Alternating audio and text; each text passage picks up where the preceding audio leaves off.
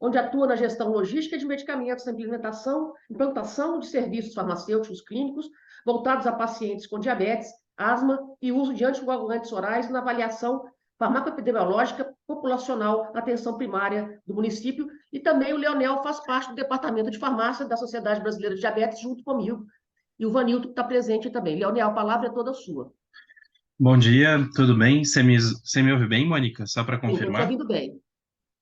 Primeiro, agradecer a essa grande oportunidade que é ver a construção de uma sociedade melhor e principalmente dar o parabéns para vocês por essa, esse espaço de fala, que eu acho que é muito importante, tanto para nós que estamos aqui como gestão, quanto usando a fala da Débora, né? Esse espaço de ouvir as necessidades das pessoas, né? Então, é fundamental a gente entender que esse é o espaço para que a gente possa discutir como a gente consegue atender as pessoas hoje e de que maneira isso pode melhorar a vida das pessoas. Então, eu vou apresentar aqui para vocês o meu caso aqui, Porto Alegre. Então, é importante deixar claro, como já foi colocado pela Débora muito bem e pela colega que falou antes de mim, a gente tem uma situação nacional que divide os componentes da assistência farmacêutica. Então, eu vou aqui pontuar questões que já foram colocadas que envolvem financiamento e também a parte de acesso, para tentar demonstrar para vocês o quanto a prática do dia do município ela também tem seus desafios, né? Então, como já foi colocado anteriormente, a RENAME, que é a Relação Nacional de Medicamentos, ela é definida pela política de assistência farmacêutica e pela política de medicamentos, e que nessa RENAME a gente tem dois anexos, o anexo 1 e o anexo 4, do qual ela correlaciona quais são os medicamentos do componente básico e a relação nacional de insumos. Então, você tem um financiamento para dois blocos, que inclui medicamentos e também os insumos para diabetes, dentro de um valor que é pactuado financeiramente entre na CIT, né, entre Ministério da Saúde, Fundo Nacional de Saúde, os estados e os municípios, através de uma relação que é habitante-ano, ou seja, todos os municípios do Brasil vão receber, de acordo com uma estimativa de 2019 do IBGE, no caso de Porto Alegre é 1.479.000 habitantes, do qual a gente vai receber R$ 10,57 por habitante ano, o que dá um repasse em torno para Porto Alegre de R$ 15 milhões para adquirir uma lista que hoje tem em torno de 180 medicamentos e mais todos os insumos para diabetes. Mas como isso acontece na prática? Na prática, desde 2018, vocês podem ver que a gente tem aqui no gráfico os valores repassados pelo Estado, pelo município e o valor federal. E em vermelho é tudo aquilo que o município tem que obrigatoriamente gastar a mais para manter essa lista ativa. Então, como foi falado anteriormente, o Ministério da Saúde não atualiza esses valores do componente básico há muito tempo, ou seja, desde 2019. E quando a gente olha essa relação, você vê que, na verdade, essa conta foi caindo aos municípios. E o que tem acontecido na prática em diversos municípios do Brasil é o repasse direto da não aquisição ou até mesmo o encaminhamento dos pacientes ao programa Farmácia Popular para tentar reduzir esse déficit. Não é o caso de Porto Alegre. Porto Alegre e esses valores que vocês estão vendo aqui, por conta do controle social também, ou seja, do Conselho Municipal de Saúde aqui de Porto Alegre, se pactou assistência farmacêutica plena, sem que haja essa redução para tentar se definir e reduzir o déficit financeiro que está relacionado aos municípios. Quando se coloca isso dentro de uma perspectiva de financiamento e associado a algo que é bem importante a nível nacional, que é a chamada tabela CMED, que é a tabela de preços dos medicamentos, a gente verifica que há um déficit inflacionário relacionado aos medicamentos. Anualmente, toda a lista de medicamentos se atualiza ano a ano.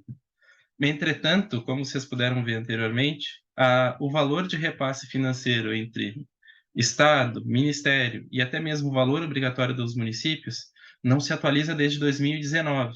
Então, se a gente for aplicar a inflação no período de 2019 até agora, na prática, os municípios deveriam ter um valor pactuado que seria na faixa de 30% a mais do que hoje eles recebem, simplesmente seguindo a mesma taxa inflacionária da tabela CMED ao longo dos anos. Tabela CMED é a tabela do preço dos medicamentos no Brasil. Agora, falando um pouquinho aqui de Porto Alegre para vocês e tentar colocar como a gente tentou, diante desse cenário de financiamento escasso e, como vocês podem ver, de subfinanciamento, né? Quando eu falo aqui Porto Alegre, a gente teria que ter 15 milhões de reais para lidar com toda a nossa demanda. Hoje a gente está chegando em 42 milhões de reais. Por quê?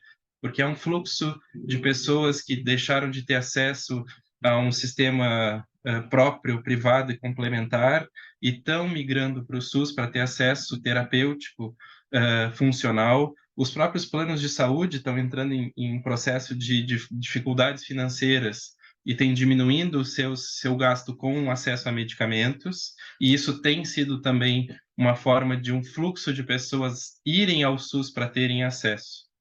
Isso é um cenário do qual a gente tem um subfinanciamento que precisa ser estruturado de uma maneira que todos possamos entender como funciona o acesso a medicamentos no SUS, e mais do que isso, que a gente possa verificar como estruturar estratégias para que a gente possa ter mais transparência em relação ao que temos de acesso a medicamento, e mais do que isso, estratégias para que a gente possa dar um acesso qualificado. Quando a gente olha para a característica epidemiológica da população do Brasil, a gente tem um envelhecimento populacional acontecendo ao longo dos anos, o que vai gerar maior demanda por acesso ao diagnóstico, maior demanda por acesso a exames complementares, a consultas médicas, mas também ao uso de mais medicamentos pela população. Para vocês terem uma ideia, em Porto Alegre, em 2018, quando a gente teve o rastreamento pleno de todos os medicamentos utilizados pelas pessoas do município, em média, uma pessoa tinha, para cada prescrição, em torno de 2,5 medicamentos prescritos. Hoje, no cenário de 2023, esses valores chegam a 3,6 medicamentos por pessoa, por receita atendida. Então, a gente também tem uma característica relacionada ao envelhecimento da população. E a equipe de saúde da família, criada em 1994, tinha um perfil epidemiológico completamente diferente que a gente tem hoje em 2023. Então, no caso de Porto Alegre, a estratégia foi acrescentar o papel do farmacêutico à equipe multiprofissional e, através do papel do farmacêutico, tentar qualificar processos que melhorem o acesso ao medicamento, mas também deem algo que está previsto na Lei 13.021 de 2014, que não só as pessoas têm direito ao acesso ao medicamento, mas é fundamental que as pessoas tenham acesso qualificado a esse medicamento. Quantos de nós acabamos vendo uma pessoa que acabou de receber o diagnóstico para diabetes simplesmente ser jogada por uma série de medicamentos? No caso de Porto Alegre, em média, cada pessoa que recebe uma prescrição tem 6,6 medicamentos para lidar no seu dia a dia, no seu cotidiano. E quem orienta essa pessoa? Quem cuida dessa pessoa? De que maneira o setor público tem a prover para as pessoas não só o insumo, mas também o como viver com a sua vida com adesão ao tratamento. É fundamental a gente conciliar a vida das pessoas, a adesão ao seu tratamento, para que elas possam conviver com uma doença que, no caso da população que hoje a gente tem, é uma doença crônica, que ela vai ter que conviver e viver com essa doença. Então, a partir disso, Porto Alegre ampliou o número de unidades de saúde, no qual a gente tem um total de 132, e hoje chega de 16 para 32 unidades com farmacêutico e mais 10 farmácias distritais. Isso tudo começou em 2018, através de instaurar uma política municipal de medicamentos, da qual previu não só o acesso ao medicamento, mas também deixou clara a divisão entre a necessidade da manutenção de uma gestão logística eficiente e uma gestão do cuidado que seja ativa, ou seja, que cuide das pessoas. A partir dessa política municipal, se direcionou a política pública para que a gente pudesse não só melhorar a ambiência dos serviços e a sua estrutura, mas principalmente que a gente pudesse dar acesso às pessoas aos serviços dos farmacêuticos. Para isso é importante a gente entender como são organizados os protocolos clínicos e diretrizes terapêuticas, que aqui eu chamo de PCDTs, e as linhas de cuidado que estão relacionadas a toda a instrumentalização do processo de trabalho do SUS. né? Quando a gente fala de um protocolo clínico e uma diretriz terapêutica, eu não estou falando simplesmente do acesso ao medicamento. Eu estou falando de toda uma linha de cuidado, de toda uma organização de fluxo que vai desde o período pré-patológico, quando uma pessoa está em risco, e como essas pessoas vão aderir ou vão ir até uma unidade de saúde ou qualquer outro serviço para ter acesso a um diagnóstico. E para isso é importante a gente entender que até termos o acesso a um diagnóstico é necessário exames laboratoriais ou exames de imagem para que você chegue até um CID, a uma classificação internacional da doença, ou seja, eu possa definir qual é a doença que uma pessoa tem. E a partir deste diagnóstico, se desenvolve um plano terapêutico, em que a pessoa entra no período que a gente chama de patológico, ou seja, quando a pessoa inicia a doença, já que elas foram diagnosticadas, e aí são definidas medidas farmacológicas e não farmacológicas. E aí é importante entender que todos os PCDTs vão ter uma primeira linha de tratamento que está ligada ao componente básico da assistência farmacêutica e, em muitos casos, segundas e terceiras linhas de tratamento que vão definir a forma que deve ser prescrito esse medicamento. E, a partir dessa prescrição, você define o acesso, que pode ser numa unidade de saúde, numa farmácia pública, no farmácia popular ou em um serviço especializado. Então, é importante a gente entender que um protocolo clínico, ele não define só o tratamento. Ele, na prática, define o como essa pessoa deve Era a caminhar ao representação longo, de Dia dos Pais. era como essa pessoa vai andar através da rede de atenção e, através dessa rede de atenção, qual é o medicamento que ela vai precisar e quais medicamentos são primeira, segunda e terceira linha. O que a gente acaba vendo na Daniel, prática... desculpa te interromper, faltam 10 minutos, tá bom? Perfeito. O que a gente acaba vendo na prática é que existe uma fila de regulação, tá? E Porto Alegre tem sido pioneiro em dar transparência a essa fila. E mais do que isso, autorizar e ter todo o prontuário do cidadão ao longo da rede de atenção. O que a gente tem visto na prática é que a dificuldade de acesso a exames laboratoriais vão definir dificuldade de acesso ao tratamento, que a dificuldade de acesso a um especialista num serviço especializado vai definir a dificuldade de acesso ao tratamento e que muitas vezes, fruto da judicialização, está quando a pessoa não consegue acesso adequado assistencial na rede de atenção. Para além disso, há uma possibilidade de o farmacêutico poder auxiliar as pessoas nesse acesso terapêutico. Para isso é necessário que a gente tenha, além das pessoas tendo acesso adequado ao diagnóstico, a uma prescrição, mas que elas tenham na farmácia não só o acesso ao tratamento, mas também as suas demandas de alteração de terapia, de tratamentos, de seguimento a protocolos, de exames laboratoriais complementares possam ser encaminhados para os locais e principalmente para a atenção primária, para que todas as necessidades definidas num protocolo clínico e numa diretriz terapêutica que definem na prática o uso seguro dos medicamentos possam ser atendidas para que essa pessoa possa ter esse atendimento pleno. Então, primeiramente, só para colocar que Porto Alegre tem uma relação municipal atualizada, inclusive neste ano, o que não é uma realidade para os demais municípios brasileiros. Poucos municípios têm uma lista atualizada com data dos últimos 3 anos, por exemplo. Então, uma das questões que vocês devem pedir quando forem ao Conselho de Saúde é a atualização da relação municipal de medicamentos. Para além disso, nós temos em um site transparência plena aos estoques de medicamento, através de um site, em que as pessoas, isso foi da demanda das pessoas, queriam saber onde tem medicamento, quanto tem em cada local, para que elas pudessem acessar em caso de falta, indisponibilidade, ou até mesmo para terem transparência plena relacionada a desvios de estoque e a problemas de logística.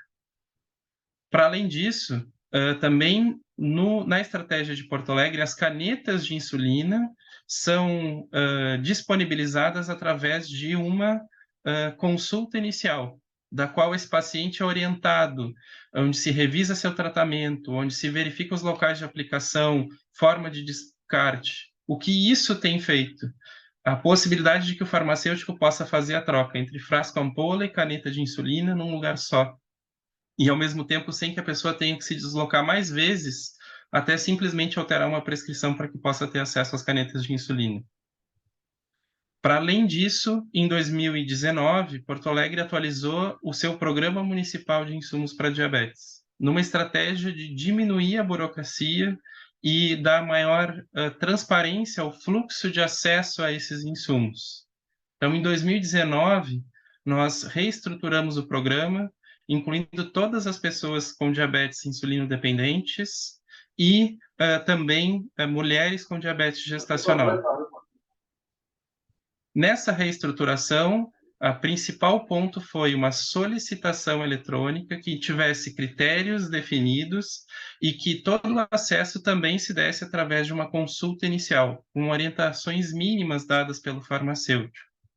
O principal ponto do fluxo que a gente colocou foi que essa solicitação deveria ser informatizada numa relação direta entre o profissional que precisa que a pessoa tenha acesso aos insumos, ao profissional que autoriza esses insumos e a disponibilidade direta ao cidadão com uma agenda definida. Então, aqui no caso, as unidades de saúde solicitam através de um sistema, ele é autorizado desde que tenha atendido os critérios de inclusão, é definida a quantidade de insumos e há uma consulta com o farmacêutico. A partir dessa consulta, o farmacêutico avalia todo o uso desse paciente e quando ele está plenamente atendido quanto ao autocuidado necessário para lidar com os insumos de diabetes, é que a pessoa passa a retirar esses insumos na sua unidade de saúde. O que muitas vezes é resolvido em quase 80% dos casos em apenas uma consulta. Para além disso, todos os pacientes primeiro têm um critério clínico que define uma regulação prioritária para aqueles pacientes com maior risco, como é o caso do diabetes gestacional e das crianças com diabetes tipo 1, e em até 3, 4 dias essas pessoas já têm acesso aos insumos. Na média, as pessoas têm em 15 dias os insumos na mão, por conta de um processo que foi plenamente informatizado. E, para além disso, as pessoas têm hoje uma estrutura suficiente para que possam ser atendidas. Hoje, Porto Alegre conta não mais só com 29 consultórios, dentre a apresentação e a implementação, hoje já são 36 consultórios. Nessas consultas, o farmacêutico auxilia as pessoas a avaliar suas necessidades de saúde, técnica de aplicação e o preparo da insulina, nos casos que ainda utilizam frasco ampola, o adequado armazenamento e descarte desses insumos e dos medicamentos e o manejo da sua condição de saúde. O que a gente tem visto ao analisar esses atendimentos? 60% das pessoas que haviam sido atendidas em Porto Alegre colocavam as insulinas no congelador. E metade das pessoas que recebiam os insumos para diabetes não sabiam quais eram os valores limites para uma hipoglicemia. Além disso, a cada 2 anos há uma renovação no programa, do qual o farmacêutico avalia se os exames laboratoriais necessários para o monitoramento do diabetes têm sido feitos na atenção primária. Se eles não têm sido feitos, esse farmacêutico já faz essa solicitação e encaminha esse paciente para a atenção primária para um monitoramento adequado, tendo-se assim um programa que consegue também proceder ao monitoramento dos pacientes que estão sem cuidados contínuos nos seus diferentes serviços de saúde ou porque tem uma baixa adesão à ida até a sua unidade de saúde. Em muitos casos, o farmacêutico acaba tendo um papel também de navegador do cuidado, ou seja, auxiliar esses pacientes a irem até a sua unidade, a terem vínculo com a unidade de saúde para que possam ter seus cuidados primários mantidos ao longo do tempo. Não, O que a 2 gente minutos, viu... tá bom? Desculpa te interromper. 5 minutos? 2 Desculpa, minutos. tá. 2 minutos. O número de pacientes inscritos desde essa mudança. Saímos de 5.000 pessoas para 13.493 ano passado. Hoje estamos em 16.000 pacientes inscritos. O custo médio por paciente ano saiu de R$ 433 para R$ 209 ano. E a incidência de óbitos a cada 1.000 inscritos também, obviamente, teve uma flutuação por conta da pandemia, mas nós vimos uma redução nessa incidência. Com essa reestruturação, a gente vê, então, uma situação que envolve a racionalização de custos e um processo eletrônico que democratiza o acesso, ampliando o acesso a esses insumos, e para isso é importante a gente colocar que há uma redução também de custos para o sistema de saúde e um melhor controle sobre o uso desses insumos.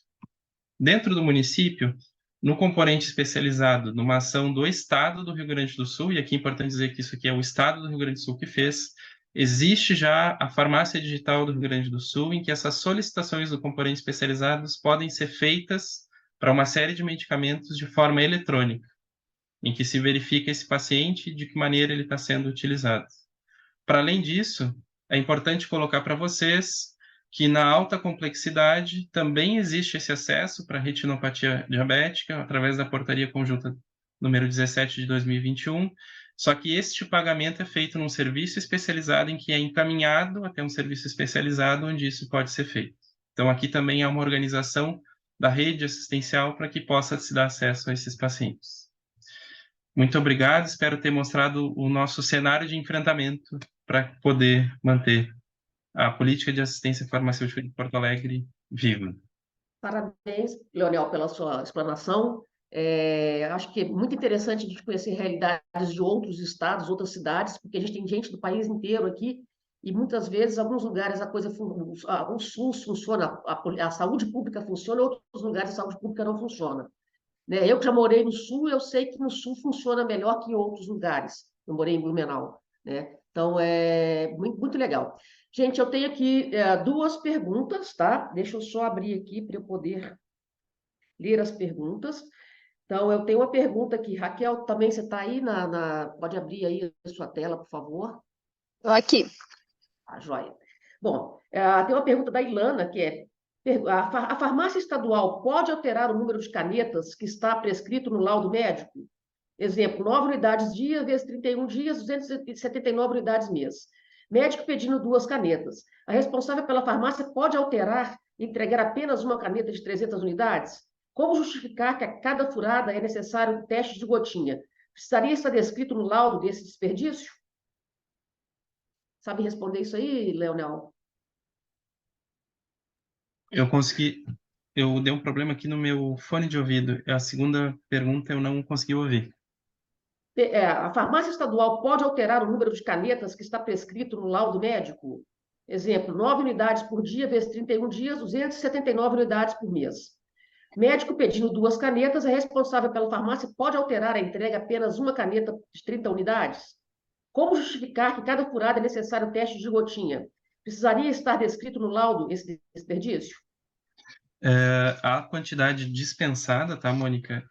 Ela sempre está relacionada à posologia mais a apresentação disponível, tá? O que se tem como regra de dispensação é que o paciente tenha quantidade suficiente para até 30 dias de uso. Um dos principais nós que a gente tem no momento da dispensação é que nem sempre após aberto você tem uma caneta que dure por mais de 30 dias, né? Então esse é um dos principais pontos em que a gente acaba tendo que descartar parte do que é prescrito, principalmente no que tange as insulinas de ação rápida. Mas essa quantidade ela está relacionada à posologia e não à quantidade de canetas que está definida na prescrição, tá? Então, se há uma situação específica, tem que se avaliar bem a posologia do medicamento e através da posologia, porque isso é colocado nos sistemas, que se define a quantidade dispensada e não da quantidade prescrita, tá? Lá o que está como 2 caixas ou 2 canetas.